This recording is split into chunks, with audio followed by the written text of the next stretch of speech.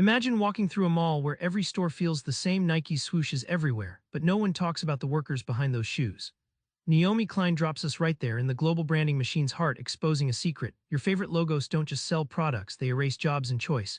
But what if the glossy brand you love is also the brand grinding down communities? Stick around because what Naomi reveals flips everything you think about shopping.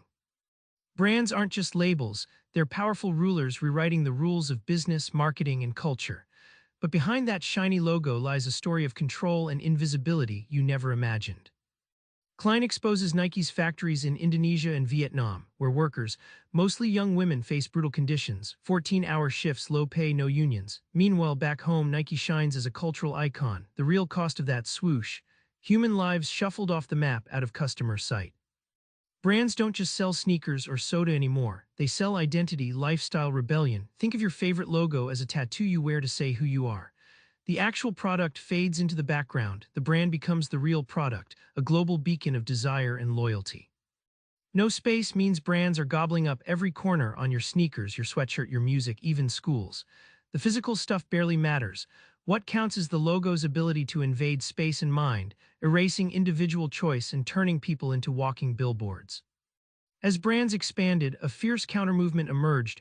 Ordinary people refused to be silent consumers anymore. Klein delves into the no-global activists who stood up to these giants, challenging the system that forgets the workers and communities. The 1999 WTO protests in Seattle were more than chaos. They were a wake-up call. Thousands, from students to workers, blocked the meeting of world trade powers. They shouted against corporate greed and unchecked globalization. Klein calls it the moment the no-logo struggle went mainstream, exposing the dark underbelly of free trade. Boycotts became powerful weapons. When companies push cheap labor in poor countries, activists hit them where it hurts, in the brand's pocketbook.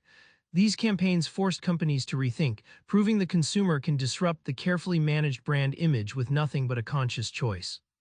No Global isn't just about boycotting. It's about reclaiming public spaces flooded by ads, graffiti art, community gatherings, protests.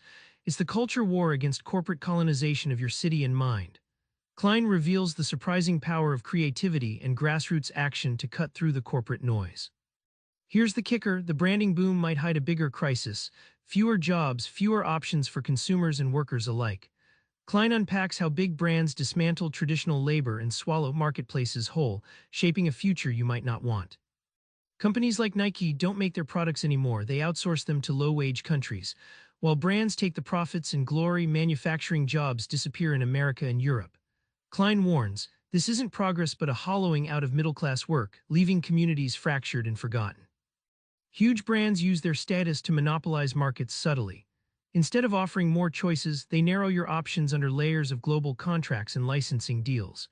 It's like walking into a candy store stocked with dozens of wrappers, but all with the same flavor inside: an illusion of choice. The free market myth: Klein says it's curated theater. Behind the scenes, brands dictate prices, labor conditions, even culture, yet consumers believe they're picking freely. This subtle control shapes your tastes, your wallet, even your identity, all while you think you're just shopping. Remember that mall from the start: bright logos everywhere, but invisible workers behind the scenes. Now you see that glossy facade for what it is: a carefully crafted illusion hiding real human cost and lost choice. Next time you shop, try this: pause and ask where that product came from, who made it, and what story the logo isn't telling. Your awareness is the first rebellion. Subscribe for more book summaries like this one.